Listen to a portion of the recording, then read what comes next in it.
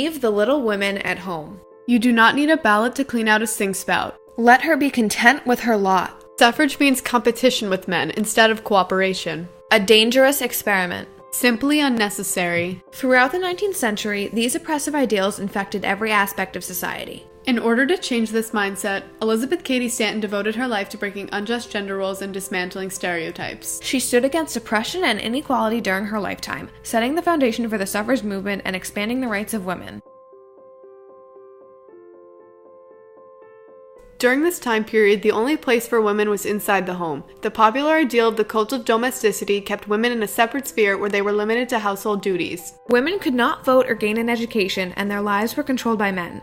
There was no freedom until Elizabeth Cady Stanton defied social norms and confronted the injustices against women.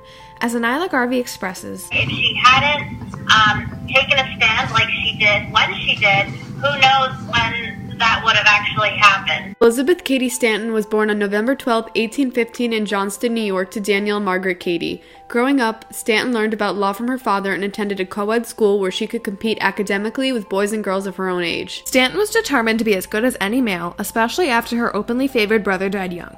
Upon hearing that her father wished she were a boy, she said she would try to be everything her brother was to please her father. When her father turned away the case of Flora Campbell, who was barred from inheriting her late husband's land, a 15-year-old Elizabeth vowed to rewrite the laws. She was introduced into the world of reform by her cousin Gerrit Smith. It was on one of her many trips to stay with him that she met abolitionist Henry B. Stanton. The two were married in May of 1840, their vows omitting the traditional promise to obey. As she said, I obstinately refused to obey one with whom I supposed I was entering into an equal relation. On their honeymoon, the Stantons traveled to London for the World Anti-Slavery Convention. Elizabeth was surprised and infuriated upon finding out that women were banned from speaking at the convention. She did, however, meet other suffragists, including Lucretia Mott, who shared her discontent. Stanton saw the issues plaguing her society. She specifically took interest in improving divorce laws, sexual freedom, and financial equality for women. Stanton and Mott began planning a convention of their own, one that would be centered around women's rights and provide a forum to discuss the issues banned elsewhere. After 8 years of planning, the Seneca Falls Convention was held on July 19th and 20th of 1848. The event was organized by Stanton and Mott, along with two other suffragettes, Elizabeth and Mary Ann McClintock, and about 300 guests attended. Stanton, Mott, and the McClintocks all spoke at the convention, Stanton's speech becoming the most famous. Stanton presented the Declaration of Sentiments, where she manipulated the Declaration of Independence to argue that all men and women are created equal. The Declaration contained 18 grievances faced by women that the convention wished to amend. 100 people from the convention, 32 men and 68 women, signed the Declaration of Sentiments. The Seneca Falls Convention was such a success that it led to a second convention just 2 weeks later in Rochester, New York, and plans for additional conventions in other states. After the Seneca Falls Convention, Stanton began collaborating with Amelia Bloomer. She regularly wrote articles to be published in Bloomer's temperance paper, The Lily. In 1852, Elizabeth Cady Stanton met Susan B. Anthony, who became her lifelong friend and partner. Stanton and Anthony initially collaborated on the Women's State Temperance Society, which broke up within a year. The two then changed their focus from temperance to suffrage. By first securing their right to vote, the women would be able to use those rights to accomplish more. Both Stanton and Anthony were involved in the American Anti-Slavery Society, traveling throughout New York and making speeches. In a speech in 1860, Stanton exclaimed, "Yes, this is the only organization on God's footstool where the humanity of women is recognized, and these are the only men who have ever echoed back her cries for justice and equality. The mission of the radical anti-slavery movement is not to the African slave alone, but to the slaves of custom, creed, and sex as well, and most faithfully has it done its work." Together in 1863, the two women organized the Women's National Loyal League to advocate for a constitutional amendment abolishing slavery, gaining 400,000 signatures for their petition. In 1869, Stanton and Anthony founded the National Women's Suffrage Association, along with suffragette Matilda Jocelyn Gage. A rival organization, the American Women's Suffrage Association, was founded later that year by Lucy Stone. The AWSA supported precedents, the idea that voting rights for black men were superior to those for women. They supported female suffrage within the state, but primarily focused on voting rights for black men. The NWSA, however, wanted a constitutional amendment for women's voting rights. Gage and Stanton wrote the Declaration of Rights of the Women of the United States, presented by Anthony at the centennial celebration in Washington in 1876, although she herself was not invited to the event. Stanton opposed the 14th and 15th Amendments because they excluded women.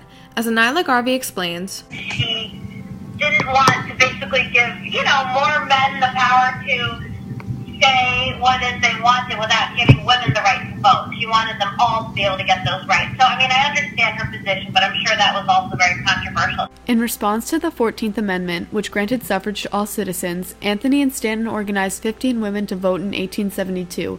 Anthony was arrested and all the other women were turned away. In 1881, Anthony and Stanton, together with Matilda Joslyn Gage and Ida Husted Harper, published the first of their 3-volume history of the suffrage movement entitled The History of Women's Suffrage. Throughout their partnership, Susan B. Anthony and Elizabeth Cady Stanton found that their personalities complemented each other. Stanton was often the more passionate and visionary one, usually taking up the writing and creative parts of the job.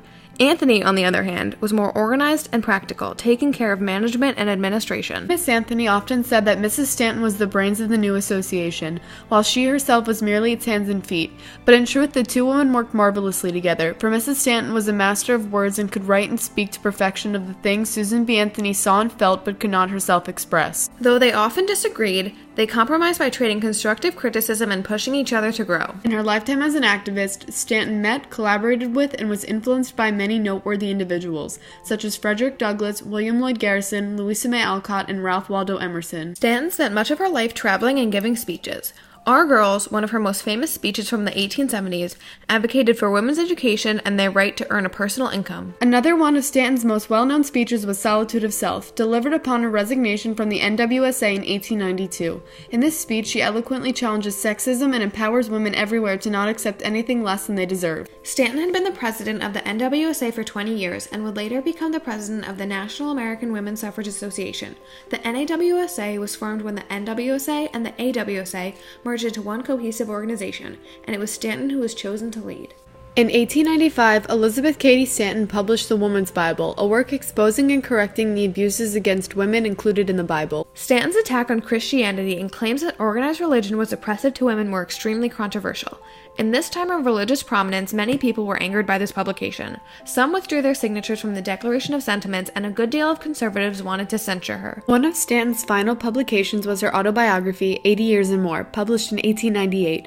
This inspiring novel contains all the struggles, ambitions, and achievements of Stanton's life. After a lifetime's worth of service, Elizabeth Cady Stanton died on October 26, 1902, at the age of 86. The suffrage movement continued on past Stanton's death. The many women's rights associations in the U.S., such as the National Women's Party and the NAWSA, were united in the fight for a suffrage amendment. Continuing her legacy, her daughter Harriet Stanton Blatch established the Equality League of Self-Supporting Women in 1907 and campaigned for public office. This new generation of suffragists took part in widespread protests, parades, and marches to raise support for women's suffrage all throughout the early 1900s. The 19th Amendment granting women's suffrage was finally passed in 1920 under President Wilson. Though most people see Stanton as simply a wonderful leader in the suffrage movement, her work goes so much farther than voting rights. In the face of societal oppression, Stanton's strength radiated. Her birthday is celebrated in New York City, and several memorials were built to honor the woman who Anthony deemed the leader of thought in new movements. As author Tracy A. Thomas reflects, she was the original feminist philosopher who has incorrectly been depicted as a first-generation or simple equality feminist. Instead, her theory of feminism was all-encompassing, holistic in conceiving of feminism as equality, appreciation of women's differences, and the need for structural and systematic changes in law and society. Statues of Stanton and Anthony have been constructed in the Capitol to honor their legacy. In Central Park, the Monumental Women Project is constructing statues of the two women. Disappointed with the lack of female representation among all of the statues in the park, the founders of this project wanted to continue the legacy and spread the teachings of these two women. Their messages are still being carried out today, and no amount of time will be able to silence the voices of the remarkable suffragettes like Elizabeth Cady Stanton. In today's trying times, individuals are guided by Stanton's daring spirit and driving ambition. Through what Stanton deemed the greatest rebellion the world has ever seen, women were granted suffrage, divorce rights, and respect. Both genders now stand on a more level platform in society. Echoing Stanton's tenacity, marches are held all over the world in January to support women's rights. Although equality has not been fully realized, women today can freely pursue their own dreams, just as Stanton had envisioned. As Lori D. Ginsburg, a famous author and historian specializing in Stanton's life, eloquently says, as she herself admitted, Stanton was a leader of ideas more than of organizations. She took ideas that were in the air, so to speak, and shaped them beautifully and threw them out there for people to discuss. She did not ever just focus on women's suffrage, but talked about the restrictions religion put on women, male sexual dominance, married women's property ownership, and education. She helped make these ideas, once considered radical, so common sense that we cannot imagine our lives without them.